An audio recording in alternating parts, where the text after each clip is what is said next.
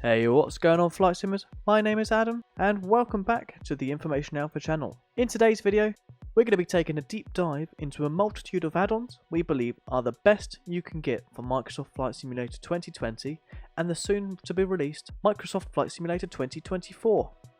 But before we get into this video, if you like what you see, then please feel free to hit that subscribe button and ding-dong the little notification bell.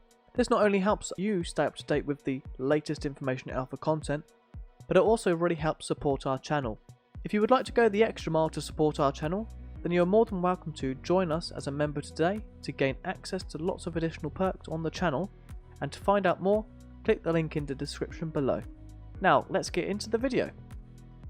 The first add-on we have that I highly recommend for using alongside Microsoft Flight Simulator is SimBrief. If you're a long-time flight simmer, then you most likely would have heard or even used SimBrief already. However, if you're just getting started and really like flying IFR, then we highly recommend signing up. So, what is SimBrief, I hear you asking? SimBrief is a free flight planning service provided by Navigraph for flight simulation enthusiasts looking to take their flights to the next level. Registered Navigraph users gain additional access to a web-based dispatching system capable of generating in-depth flight plan packages featuring detailed fuel planning, weather forecasts, current NOTAMs, ETOPS calculations, and much more in a matter of seconds. To access SimBrief, users need to sign in using a Navigraph account. Creating a Navigraph account is free, quick, and easy. The SimBrief website is free to use, however, it uses a slightly outdated navigation database by default. For those who like to use their iPads as an EFB, you can also use the web page on your iPad in its local format, making it appear to be a custom EFB flight planner. You can purchase a Navigraph subscription after registering, which will give you access to the latest real-world navigation data encoded for flight simulation use. This is updated every 28 days, but we'll talk more about this feature later in the video. SimBrief supports many of the most popular aircraft types. These aircraft profiles have been developed over many years and have been tested for compatibility with a wide range of add-ons and simulators. Currently, the database contains over 120 aircraft types. A full list can be used using the link in the description below. SimBrief now supports over 40 different FMS and route file formats for a variety of simulator programs and third-party aircraft. Simply generate a flight plan, select your files from the FMS downloader list. In addition, the FMS downloader program makes it possible to automatically download and install selected route files whenever you generate a new SimBrief flight plan. I've left a link to the main page of SimBrief in the description below if you want to check it out. Now, the next add-on we will talk about is the Toolbar Removal mod. This free add-on might not be necessary for you if you're not worried about the pop-up arrow at the top of your screen whenever you move your mouse. But for me and many other users, this thing gets quite annoying. You simply download it from flightsim.to and install it into your community folder. Apologies Xbox players, this one isn't available for you. When you reload the sim, the arrow will be simply gone. You will still have the functionality of the toolbar whenever you move your mouse to the top center of the screen to access items such as weather selector and the camera tools. However, you will no longer have that visual prompt getting in the way. This not only cures our insanity, but it also makes your beautiful screenshots just that little bit better. If this is something you're interested in, then I've left a link to it in the description below. Okay, and moving on to the next add-on. If you're wanting to make some multi-perspective videos or simply want to replay those buttery landings, then Flight Recorder is the tool for you. This is a free piece of software available to download from flightsim.to. You simply download it, extract it, and run the Flight Recorder client.exe. There are a few features available within this tool, so let's take a look. You can record and replay your aircraft, or even AI aircrafts within the sim. You can change replaying speed. Please note though, when speeding up your computer might not be able to handle or load the scenery fast enough. This can negatively affect your frame rate. However, if you give it time to load, it should return back to normal. You can also trim the recording and remove unnecessary parts at the start and end. You can also save recordings into a file to replay it later or at another computer, or even export the recorded data into a CSV or KML for further analysis. I use this add-on quite often, especially when creating these types of videos, as I can record external camera shots of my takeoff and landings and replay the cruise sections of flight to get some B-roll. If you want to take a look into this add-on, I've left a link to flightsim.to down in the description below.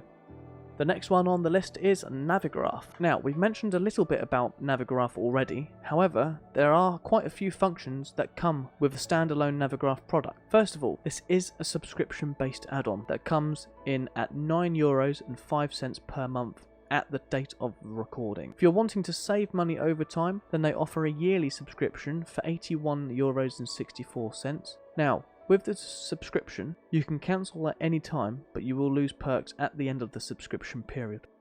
Anyway, now that I've got that little disclaimer out of the way, let's talk about the features and why I think it's worth the money.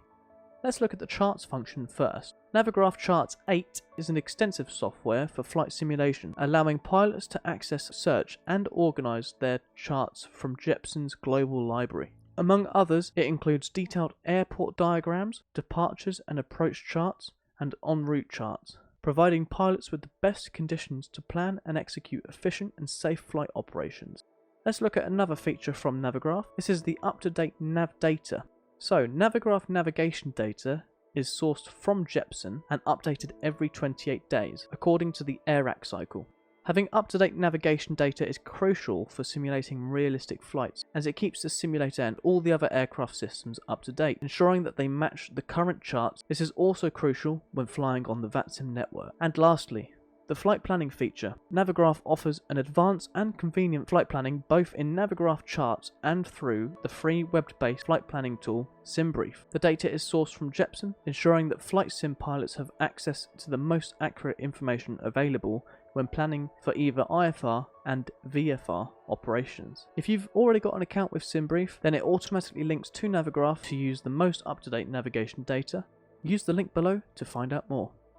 Next on the list is the freeware chart service called ChartFox. This is the free alternative to Navigraph, however it doesn't have features such as up-to-date AIRAC data and the latest updated chart. I thought I'd mention this product to those who don't wish to sign up to a monthly subscription service. However, ChartFox is still a great product. It has a simple user interface and you are able to find almost all the charts necessary for you to conduct your flights realistically. The only caveat to this is that they may not be the most up-to-date charts, such as having closed taxiways or newly numbered runways. The same can be said for the ILS frequencies and transition levels. This can sometimes be a pain, but it rarely happens. If you are unsure whether or not your charts are the most up-to-date, then it's best to check with somebody who has Navigraph if possible. The links to ChartFox is of course in the description below if you would like to check it out. Moving on to GSX. Now, we've spoken about GSX a few times on this channel, so I'm sure you're already aware of it. However, if you aren't sure whether or not to purchase the add-on, then head down to our description for the video and watch our most up-to-date thoughts and opinions about GSX. Ideally after watching this video first, so you can see what else we think you should add to your simulator to make it just that little bit better. The links to this is in the description below. Now let's talk about VATSIM. For those of you who don't know what VATSIM is short for Virtual Air Traffic Simulation Network. It's a completely free online platform that allows virtual pilots, wherever they are in the world, to connect their flight simulators into one shared virtual world. Having the ability to receive air traffic control from another human is a great immersion booster. Not only does it keep you on your toes, but it forces you to stay professional even when you're just sitting in the cruise. This is, of course, if there is ATC online. It's great for people who are really trying to bring their simming to the next level, as it requires you to learn how to speak with ATC. Now, one thing I must say, you must follow the rules, as we all try to keep it as professional and realistic as possible. It's best at first learning what the typical clearances and rules are and knowing how to ask for something before joining, as jumping into VATSIM with no knowledge can be quite daunting and sometimes cause problems for controllers, as they can get quite busy and may not have time to help you with your request. If you don't know what to do, then give it a quick simple search on YouTube on how to get started with VATSIM, or check out our tutorials on our own channel. We have a dedicated playlist to a few videos to help you get started. We are working on making more VATSIM tutorial videos in the future, so keep your eyes peeled for when they drop. And our next add-on is known as FSLTL, or known as Flight Simulation Live Traffic Liveries, which can be used in two ways. What this does is it provides data to our simulator to display correct aircraft types and liveries. The first way you can use this add-on is by utilising the add-on with VATSIM. For those who have just installed VATSIM, you will notice that the default model matchmaking is quite poor. However, using FSLTL, it can match all those correct aircraft types and airlines, showing you all the correct liveries. The other way in which FSLTL can be used is by utilising the AI built into the injector pack. What this does is that it takes real-life data of aircraft and injects those aircraft into your sim. So, for example, if you're at Heathrow, it will show all the real-life aircraft that are taxiing and departing or arriving. Now, the links to this is in the description below. It will take you to the fly-by-wire installer, and it will be located within that package. Creating a VMR file for VATSIM can be quite difficult. However, with a simple YouTube search, there are many videos on how you can create VMR model matchmaking files for VATSIM. Finally, the last add-on we have on the list is Your Controls Shared Cockpit add-on. If you have been watching our channel over the last couple of years, you would have noticed that we are quite keen on this add-on, as it allows you to fly in the simulator with your friend. Since the mod was picked up by a new developer, we have seen multiple updates including bug fixes, new aircraft compatibility and more. As I said, we have covered this mod a few times on the channel now, completing multiple full flights. However, if you wish to see a more up-to-date installation and review of this mod, let us know in the comments below. And that's about it for this video. I hope you found all the information useful. All the links to each add-on are available in the description below. If you have any queries or questions, be sure to ask in the comments, and I'll try my best to get back with a reply. Now, a quick question before I finish up this video. What's your favourite add-on that you can't go without when flying on Microsoft Flight Simulator? I'm interested to see your answers below. If you did enjoy today's video, then please feel free to leave a like, subscribe and hit that notification bell to stay up to date with the latest Information Alpha content. Your support is greatly appreciated. Anyways, my name has been Adam and you've been watching Information Alpha. See ya!